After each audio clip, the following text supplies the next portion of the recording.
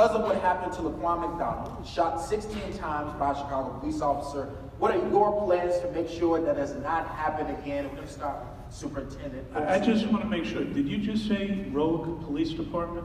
No. I thought that's what you said. They are. I didn't hear the rest of your question. I said I know what you said. They are rogue policemen. You know, we have to have some truth telling about this. We're never going to be able to stop an individual incident, just like it's really hard to stop somebody from walking into a school or a place of work and shooting it up with the plethora of guns that we have in this society. But what we can do is not reverse field and get people killed, which is what has happened. There have been 658 more people murdered over the last 3 years than the previous 3 years when I was superintendent. And we need to have some truth telling. And we have to really look at facts. Very emotional debate, rightfully so. But at the end of the day, we can work with the community. Jamal, I wanted to work with you to talk about this stuff. I can work with anybody about it, and that's the way we got to stop looking at it. Stop looking at us versus them, and realize that we're all in this together. What makes us the same is our values. Susana Mendoza. Remind me the question specifically. So the question was, because of what happened to LaQuan McDonald, shot 16 times. How do we prevent that from happening, right? How do we prevent that? How do we prevent that from happening? Well, number one, we need to properly train and resource our police officers, right? Because that night, and Paul, I don't mean to take your line, but it's true, like we had 500 tasers available in the city of Chicago when New York has 15,000, right? They only have 3 times the population, but their officers are better equipped. That was an avoidable death that night. Should have never happened. Number two, you can't expect to have a 12,000 man force, go into the police, go into some of the toughest neighborhoods with essentially a few weeks of training in the police academy and then put a uniform on them and give them the sign of the cross and hope that all the outcomes are going to be great. It doesn't work like that. We need to train them continuously throughout the duration of their careers. And again, we need to invest in human capital and create a better mentality where the police are going away from the warrior mentality and towards a guardian and protector mentality. I remember what it was like as a kid to look at the police and they were officer friendly. I wasn't scared of them, but too many of our kids today are, and we need to change it at the fundamental root cause of why it's happening. LaShawn Ford. That's just a tough one, because I have to say that it's all about transparency in that police department. There was 16 shots in the cover-up. That's right. And so now, McCarthy, I have to ask you about the emails. Glad you said. Good. I wanted to give you time to explain to the people.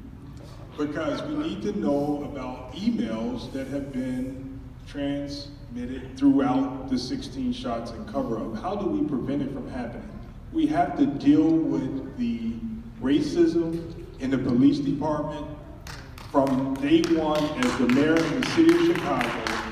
You have to stand up and you have to tell the police that I will not tolerate racism and discrimination and you shooting black boys in the back. That's right. I'm gonna ask the police, can you see the black boy like you see the white boy? Right. We have to deal with this head on. There's no pussyfooting around anymore. The time must end. Black people are dying in this city. So I'm really glad you brought up the emails because I forget if it was 600 or 6,000 emails that went back and forth involving LaQuan McDonald. And I was on exactly one, and that was after I was fired. So let's get that straight. The second thing is that cover-up happened entirely in City Hall on the civil side of the investigation. The LaQuan McDonald family approached the Corporation Counsel, Stephen Patton, in the end of March of 2015, when Ron was in a runoff, and they had a settlement to give them $5 million with the caveat not to release the video in the civil settlement of that case. This is a fact that is indisputable.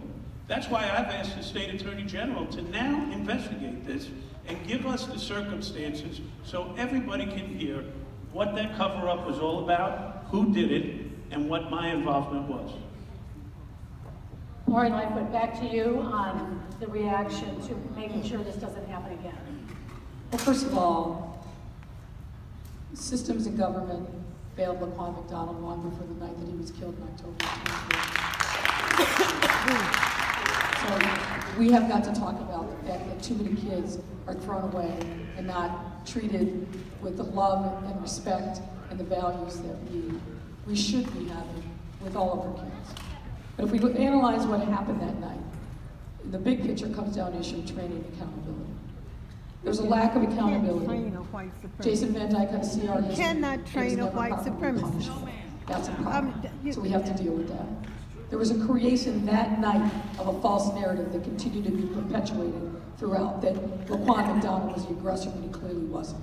You can't train a white That kicked in supremacist. that then tried to perpetuate Sick of this that false BS. narrative. And then, of course, there was the suppression of the paper. So there are already things that have been in place. One of the things that we first did in the Police Accountability Task Force that I led was to have a common sense video release policy that required videos to be released within 60 days or sooner. And the last thing I'll say is we need to make sure that we continue to be aggressive and prosecute the police when necessary. Give them more time. Free officers